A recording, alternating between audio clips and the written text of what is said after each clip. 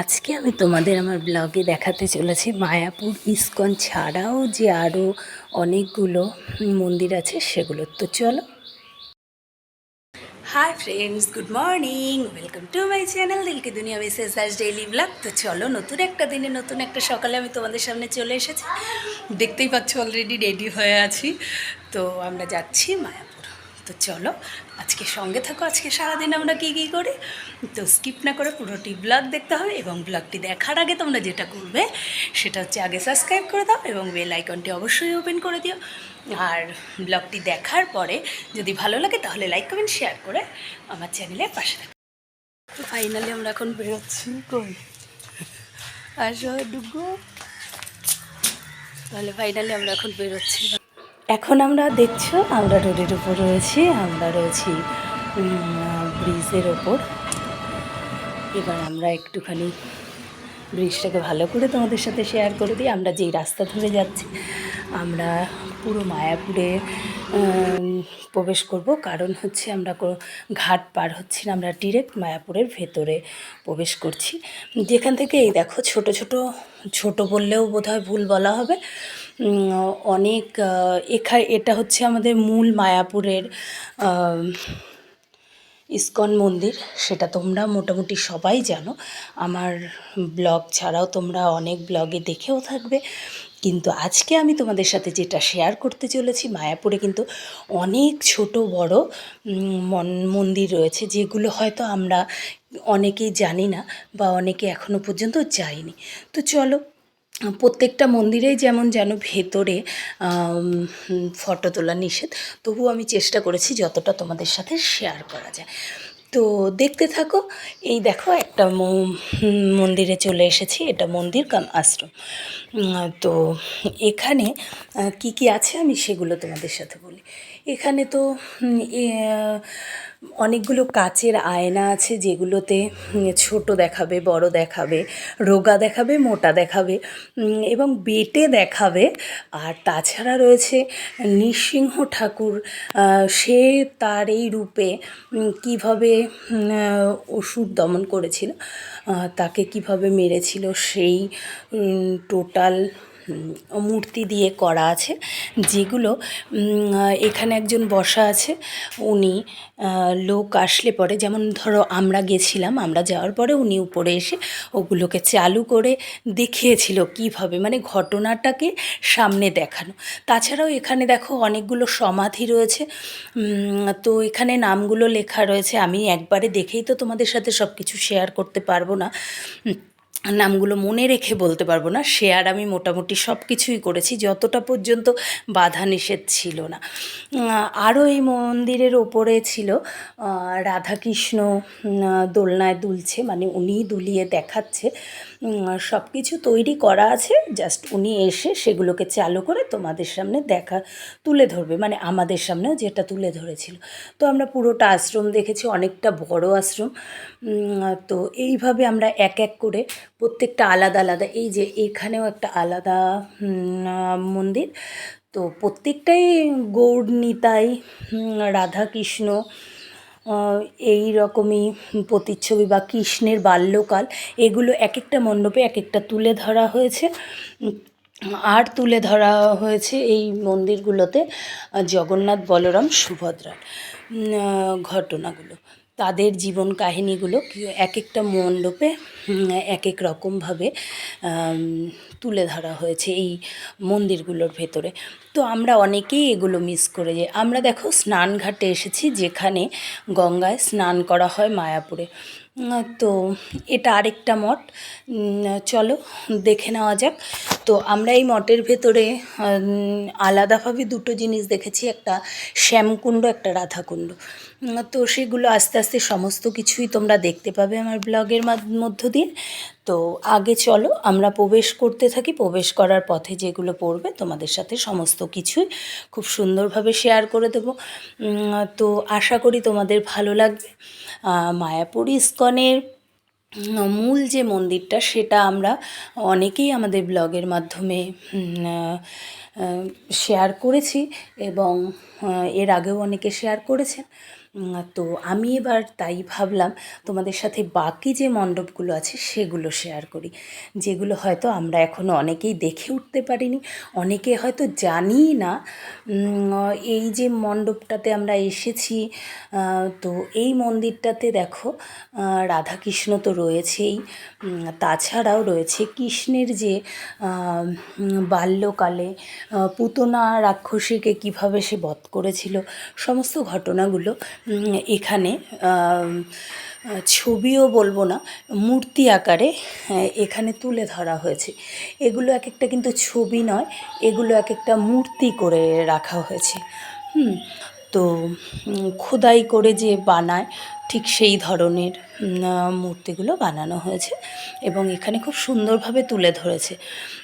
তো তোমরা যারা এখনও পর্যন্ত এগুলো মানে এই মন্দিরগুলো দেখোনি, তাদের কাছে অবশ্যই বলবো আমার এই ব্লগটি দেখার পরে তোমাদের অবশ্যই মনে হবে যে এই জিনিসগুলো তোমরা কেউ কেউ মিস করে গেছো অবশ্যই দেখার জন্য। দেখো প্রত্যেকটা ছোট ছোট ঘরের ভেতরে প্রত্যেকটা মূর্তি দিয়ে দিয়ে এই ঘটনাগুলোকে তুলে ধরা হয়েছে। আমি সমস্ত কিছু তোমাদের সাথে খুব আস্তে আস্তে শেয়ার করার চেষ্টা করছি।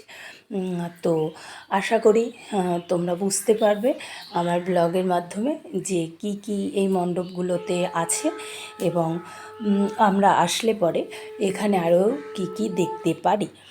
তো চলো আস্তে আস্তে আমি কিন্তু অলরেডি 3টে মণ্ডপ শেয়ার করে দিয়েছি, আরও আছে। তো চলো দেখতে থাকো, স্কিপ করবেন, স্কিপ করলে মাঝে মাঝে যে মণ্ডপ থেকেও যেতে পারে সেটা তোমাদের মিস হয়ে যাবে। তো এই আশ্রম কাম মন্দিরটা সবগুলোই আশ্রম কাম মন্দিরই, কারণ এইখানে যে বৈষ্ণববৃন্দরা থাকে তারা তো এখানেই থাকে। তো দেখো এটা হচ্ছে আরেকটা মণ্ডপ, এখানে আছে বাবা ভোলেনাথ। তো পাথর দিয়ে পুরো ভোলেনাথটাকে তৈরি করা আছে। তো চলো যতটা শেয়ার করা যায়। এখানে জরিমানা আছে 1000 টাকা ভেতরে যদি কেউ ফটো তোলো। তো যাই হোক, আমি তোমাদের সাথে মোটামুটি শেয়ার করার চেষ্টা করেছি। বেশ সুন্দর এবং আশ্রম বা মন্দির জায়গাটাই হচ্ছে শান্তির জায়গা। তো আসলে তো অবশ্যই শান্তি লাগবে। তো এই দেখো এখানে একটা হচ্ছে এটার শ্যামকুণ্ড সম্ভবত, আর একটা আছে রাধাকুণ্ড। তো দুটো জায়গায় দুটো। তো চলো এই আশ্রমটা কাম মন্দিরও বলতে পারো, মঠ যেগুলো বলে এগুলো সব কিছুর নামের পরে মঠ আছে। এখানে তালপাতা দিয়ে কৃষ্ণের জীবন কাহিনী লেখা রয়েছে। তো কাচের ঘরে তাই আটকানো রয়েছে ওটা। আমরা দেখো এবার খাবারের লাইনে চলে এসেছি।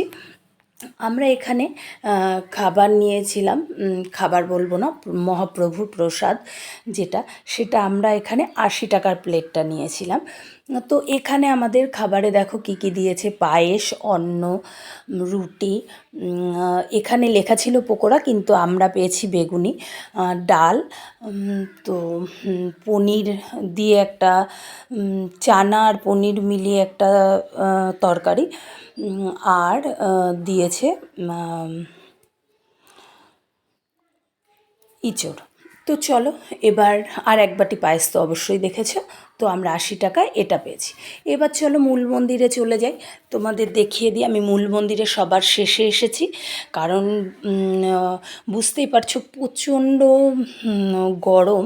আমরা ভাবলাম সবার আগে ছড়ানো ছিটানো মঠগুলো দেখে আসি, তোমাদের সাথে শেয়ার করে দিই, আর মূল মন্দিরটা তারপরে দেখাবো। খাওয়া দাওয়ার পরে অনেকটা টাইম থাকবে আমাদের, আমরা এখানে মণ্ডপটা যখন দেখাবো তখন একটু বিশ্রামও নেওয়া যাবে, আর এখানে ছাওয়াও পাওয়া যাবে, একটু বিশ্রামও নেওয়া যাবে। তো এই কারণে আমি সবার শেষে তোমাদের মণ্ডপটা দেখাবো, কারণ এখানে বিকেলের দিকে অনেকগুলো অনুষ্ঠান অনুষ্ঠানের মতন, মানে অনুষ্ঠানের মতন বলতে যেটা আমি বোঝাতে চাইছি, কীর্তন নিয়ে বেরোয়, এগুলো সব বিকেলের দিকে, সন্ধ্যের আগ থেকে 4টের পর থেকে এগুলো করে থাকে। তো সেগুলো আমি তোমাদের সাথে শেয়ার করতে পারবো খুব ভালো মতো, সেই জন্যই আমি সবার শেষে আমরা চলে এসেছি মূল মন্দিরে। তো মূল মণ্ডপটা তোমরা নর্মালি জানো, এর ভেতরে কিছু দেখা যাবে না, তো বাইরে থেকে যতটা শেয়ার করার করে দিলাম। এখানে এবার আমরা চলে এসেছি 3Dর যে ভিডিওটা দেখাবে সেটা দেখার জন্য। আর দেখো, এখানে রয়েছে একটা পার্ক। পার্ক বলা হয়েছে কারণ খুব সুন্দরভাবে সাজানো গুছানো আছে এবং খুব পরিষ্কার। সবাই বসে এখানে গল্প টল্প করে। আমরা এবার চলে এলাম টিকিট কাটার পর 3Dর হলে। তো তারপরে আমরা 3Dর হল থেকে বেরিয়ে আমরা আবার যাচ্ছি মূল মন্দিরের দিকে। এইবার আমরা যেগুলো দেখব, তো সারাদিন কাটিয়ে এবার বিকেলের অপেক্ষা। যেহেতু আমাদের খাওয়া দাওয়া হয়ে গেছে, প্রচণ্ড গরম ছিল, আমরা 3Dর হলে ঢুকে ওইখানে তো এসি আছে, তো কিছুটা টাইম আমাদের ভালোই আনন্দ লাগলো। এবার দেখো, এই দেখো বিকেলবেলা যে রথটাতে ঠাকুর ঘোরানো হয় সেই রথটাও আমরা দেখে নিলাম। এবার চলে এসেছি গোশালায়। গোশালাটা তো নর্মালি তোমরা সবাই জানো। আমি দেখো সিংগুলো, আমি এই কারণেই ব্লগটির মধ্যে গোশালাটাকে এনেছি।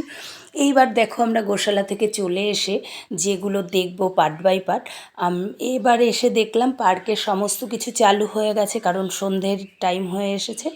তো ফোয়ারার জলটা চালু হয়ে গেছে। এর মধ্যে আছে কচ্ছপ। তো কচ্ছপটা ক্যামেরায় আমি আনতে পারিনি, কিন্তু আমি দেখেছি। এবার দেখো ঠাকুর নিয়ে বেরিয়েছে এরা। টোটাল ইস্কনটাই ঘুরবে এবং প্রত্যেকটা জায়গায় ঠাকুরের নাম করতে করতেই যাবে, এবং তাছাড়াও এখানে জায়গায় জায়গায় দাঁড়াবে এবং ওখানে দাঁড়িয়ে ঠাকুরের আরতি করা হবে। সেগুলো আমি তোমাদের সাথে সব আস্তে আস্তে জায়গা বিশেষ শেয়ার করব। এই জায়গাটাকে খুব সুন্দরভাবে দেখো, মনে হচ্ছে কি জীবন্ত একটা ছবি, কত সুন্দর লাগছে। অবশ্যই জীবন্ত ছবি নয়, এটা এটা এটা হচ্ছে রিয়েলিটি। দারুণ লাগছে, অসাধারণ, তাই তোমাদের সাথে একটু ছোট্ট করে শেয়ার করে দিলাম। এই দেখো গাছটাতে ফল হয়েছে, ফুল হয়েছে, দেখতে খুব ভালো লাগছে, কিন্তু খবরদার কেউ হাত দিও না গিয়ে। তারপর চলো, আমরা এখন প্রায় শেষের পথে চলে এসেছি, কারণ সব কিছুই মোটামুটি দেখানো হয়ে গেছে। তো চলো টাটা। তো চলো আজকে এই পর্যন্ত। ভালো লাগলে লাইক কমেন্ট শেয়ার করবে, চ্যানেলটাকে সাবস্ক্রাইব করে আমার চ্যানেলের পাশে থাকবে। তো চলো আজকের মতন বিদায় নিচ্ছি। সমস্ত কিছু তোমাদের সাথে ফটোর মাধ্যমেও, ভিডিও ছাড়াও ফটোর মাধ্যমে তোমাদের সাথে শেয়ার করে দিলাম। ভালো লাগলে অবশ্যই জানিও একটা কমেন্টসের মাধ্যমে, আর বেল আইকনটি ওপেন করতে ভুলো না। তো চলো আজকে এই পর্যন্ত, টাটা, বাই বাই। আসছি নতুন কোনো ব্লগে। সবাই পরিবারকে নিয়ে সুস্থ থাকো এবং ভালো থাকো। আজকের মতো এই পর্যন্ত।